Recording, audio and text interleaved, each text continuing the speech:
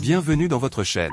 Aujourd'hui, on se penche sur un calcul de limite. Le problème, c'est de trouver la limite de la fonction 1 plus cos carré de 1 x multiplié par ln de x quand x tend vers 0 par valeur positive, avec comme option a 0, b moins l'infini, c plus l'infini, d 1.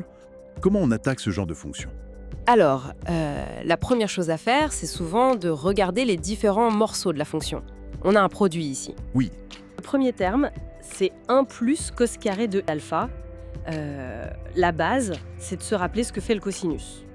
On sait que cos d'alpha, peu importe ce qui est alpha, c'est toujours compris entre moins 1 et 1. Ok, ça c'est la propriété fondamentale. Voilà, D'accord, ça oscille de plus en plus vite, mais ça reste borné. exactement. Et si on met ça au carré, alors là, le résultat est forcément entre 0, parce qu'un carré positif ou nul, et 1, car le carré de quelque chose entre moins 1 et 1 ne peut pas dépasser 1. Logique.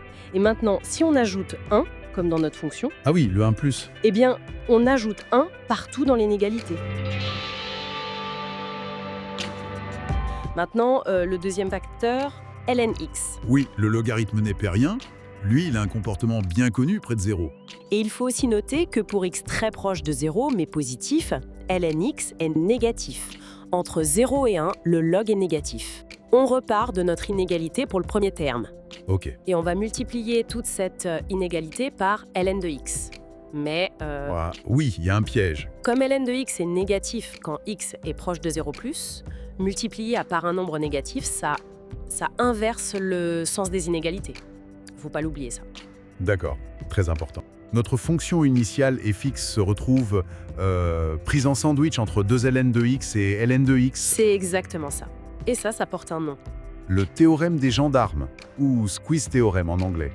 C'est une belle image, les deux gendarmes qui encadrent le suspect. C'est tout à fait ça. Et c'est très efficace. On sait où va ln de x quand x tend vers 0+. Vers moins l'infini. Et donc, 2 ln de x, ça tend aussi vers moins l'infini. Donc notre fonction, qui est coincée entre deux termes qui tendent tous les deux vers moins l'infini, elle n'a pas le choix. Elle doit suivre le mouvement. Elle est entraînée vers moins l'infini aussi. Donc pour notre QCM, la bonne réponse était la B, moins l'infini. Finalement, une fois qu'on a posé les étapes, ça se déroule bien. Oui, la clé, c'est vraiment de décomposer et d'utiliser les bonnes propriétés au bon moment.